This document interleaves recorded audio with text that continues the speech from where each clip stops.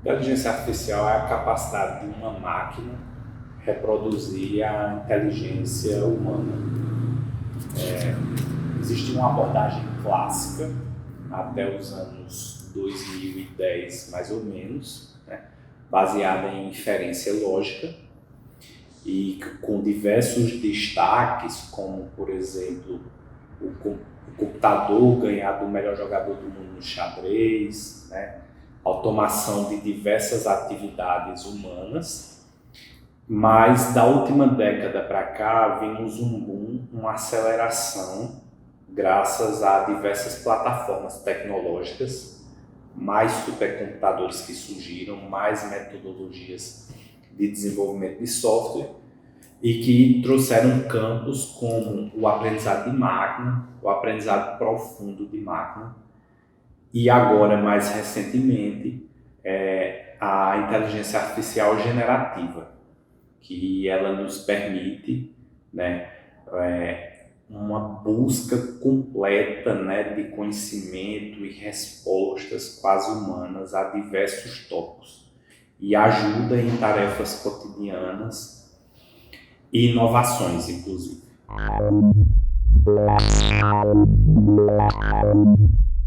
Hoje, praticamente nenhuma grande empresa, chamadas também de Big Techs, estão deixando de falar no tema de inteligência artificial. Isso é uma curiosidade, inclusive, que existe no mercado financeiro hoje em dia, que elas contam quantas vezes são citadas o termo inteligência artificial, são inúmeras vezes em seus relatórios, em suas aparições dos presidentes.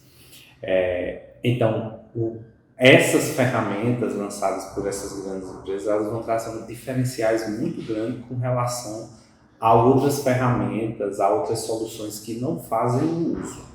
Então, por exemplo, uma profissão de programador, uma profissão de designer, diversas outras programações que não fazem uso, que seus profissionais não fizerem uso do que se chama de copiloto com essas ferramentas, né, que elas podem te ajudar a construir muitas coisas rapidamente, a partir de especificações que o humano faz, ferramentas que não tenham esse tipo de tecnologia ou empresas que não tenham tecnologias, infelizmente, estão ficando para trás. Daqui para frente, a gente vê um boom, né, que alguns já começam até a chamar de bolha de inteligência artificial, em que quase todas as empresas relevantes e que vão se sobressair no futuro estão se agarrando a essa tecnologia.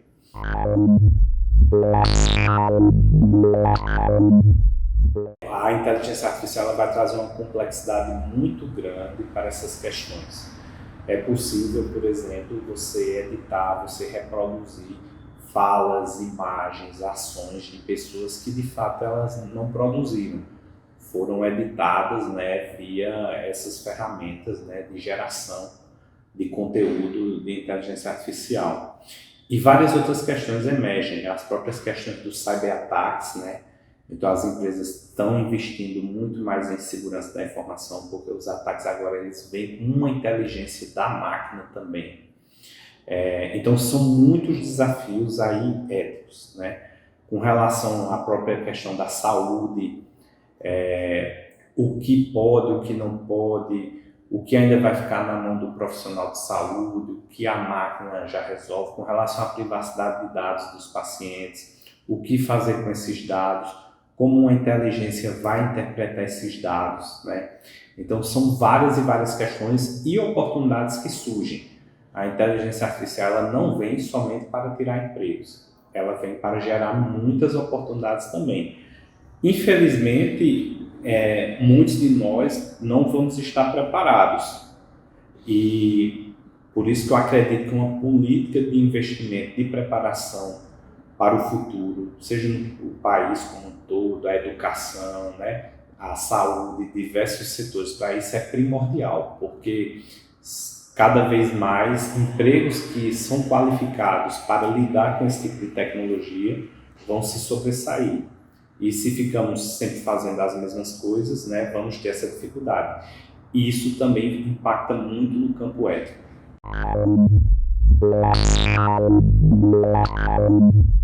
É muito difícil pontuar sobre isso, porque, de fato, tem muitos desafios aí, muita gente pode se machucar, né? Muita coisa estranha pode acontecer. Mas, por outro lado, os países não vão deixar de apoiar as suas empresas, os seus geradores de emprego, de geradores de PIB, de nota fiscal para eles, de estarem investindo nessas inovações. E quem não fizer isso fica para trás. Houve alguns meses atrás uma carta aberta de Elon Musk, por exemplo, né, um dos maiores empreendedores do mundo, alertando sobre isso. Mas nem ele está deixando de investir, nem as demais empresas pararam com relação a isso.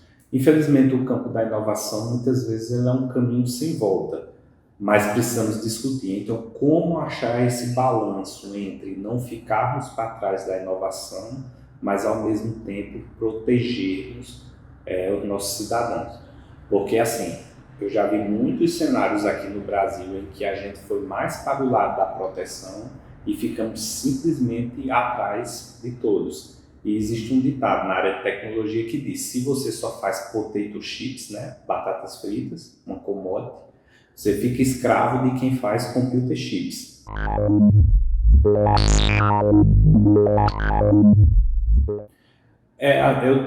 Eu gosto dessa cultura, né? Assim, eu assisto muitas séries, muitos filmes, né? E tudo mais nesse sentido. Recentemente, inclusive, assisti alguns.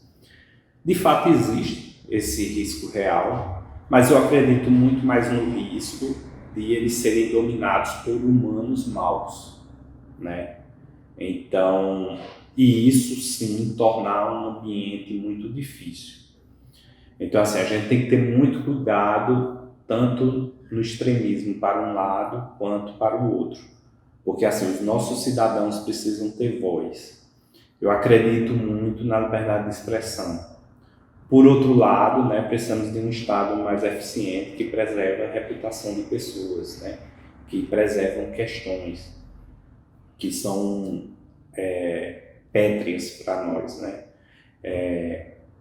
Então, assim, existem algumas possibilidades de cenário apocalíptico, mas essas possibilidades elas existem com outras tecnologias também. Temos diversas fontes de energias aí que, se exploradas erroneamente, levam a apocalipses muito mais rápido.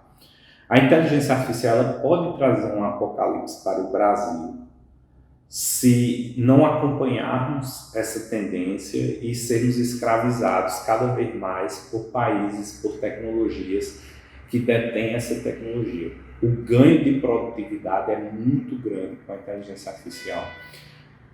É algo muito deflacionário, né, que controla a inflação e gera possibilidades de investimento. Por quê? Porque, óbvio, em alguns cenários onde você precisava de várias pessoas, você vai precisar de menos. O que você precisava para extrair gerar um produto, extrair uma commodity, a inteligência artificial está lá atuando e melhorando isso, interpretando dados e por aí vai.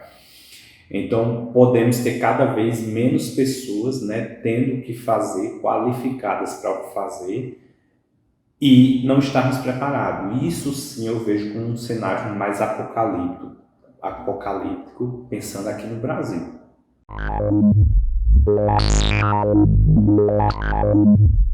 De fato, vamos ver muita questão disruptiva aí. E aí, falando na educação do que eu trabalho, eu vejo a educação no curso de graduação de computação, certo? Não consigo falar de algo generalista, mas falo um pouco mais na minha área, né? Eu vejo que muita coisa vai mudar. A maneira que o pessoal vai programar vai mudar radicalmente nos próximos anos. E precisamos nos atualizar com isso. Um modelo de sala de aula, de dar aula, etc., tal, e com computeração, eles vão ter muito isso tudo às suas mãos. Então precisamos também repensar muita questão disso.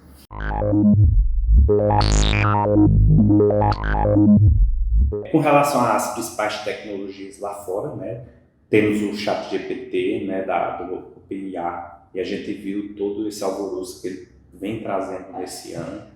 Ele apresentou outras tendências, outras tecnologias assim que estavam muito disruptivas nos anos anteriores, como por exemplo o metaverso, né? Então ninguém mais fala de metaverso, mas fala bastante de inteligência artificial agora. Alguns até pontuam que podemos estar começando ou já no meio de uma bolha de inteligência artificial. E aí o ChatGPT, ele é somente uma ponta, um tipo de tecnologia entre várias existentes aí nesse ramo. Por exemplo, a Google lançou a ferramenta Google Bard, e aí que ela tem um potencial enorme, enorme, né? Ela inclusive faz muito mais coisas do que o ChatGPT faz, e gratuito, etc. A Google exercendo toda a sua liderança no mercado aí, ela se posicionou muito bem recentemente também. Ela vinha sendo até um pouco criticada nesse aspecto. Outros exemplos de empresas grandes, como por exemplo a Adobe lançando o Firefly, por exemplo, que é uma ferramenta que ajuda o designer a desenhar baseado nessas ferramentas de geração. Então você pode começar a construir uma logomarca, começar a construir um desenho, uma planta, e interagindo. Da mesma forma que você pede o ChatGPT para fazer algo, você vai pedindo essa ferramenta, ela vai gerando para você, você vai modificando, etc. Então todas as grandes têm muito potencial com isso. A Meta, a Amazon, né, a Microsoft, a Google, e entre várias outras, né?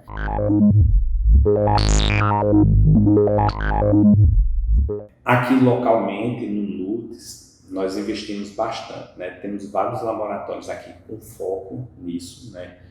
Então estamos entregando para grandes empresas soluções de inteligência artificial, como por exemplo a Siemens, né? Uma empresa alemã, líder em aparelhos, por exemplo, de radiologia, aceleradores lineares, né? Temos inteligência artificial para entender o perfil dos seus clientes. A Light, que é uma distribuidora de energia do Rio de Janeiro e que também sofre muito com questões de distribuição de energia lá naquela cidade, né? Então detectação chamada procedente, improcedente, reincidente, né? Classificar os perfis, etc. Também temos que trabalhar com isso. Temos desenvolvido várias soluções para as secretarias, né? de Estado, para o governo federal. Então, por exemplo, com a Secretaria da Fazenda, Cefaz, desenvolvemos inteligência artificial para processamento de notas fiscais eletrônicas, detecção de fraude, processamento de dados dos combustíveis do Estado, fluxo de caixa do Estado, entre vários outros, né? E vários produtos inovadores aqui com foco na saúde, como a plataforma de telemonitoramento de idosos, e vários outros tipos de paciente que prediz síndromes, né, síndromes geriátricas principalmente, e baseada em atividades diárias, dados de relógio, dados de óculos, né, de realidade virtual, outros instrumentos, questionários, tudo isso é construído em inteligência artificial que leva à aferição de o que aquele idoso está precisando. Ele precisa de melhor assistência, ele possui risco de queda, a sua velocidade da marcha vai predizer quanto tempo de vida para ele, né? Síndromes como fragilidade, sarcopenia, entre outros, né? Então aqui localmente estamos trabalhando muito com foco em inteligência artificial.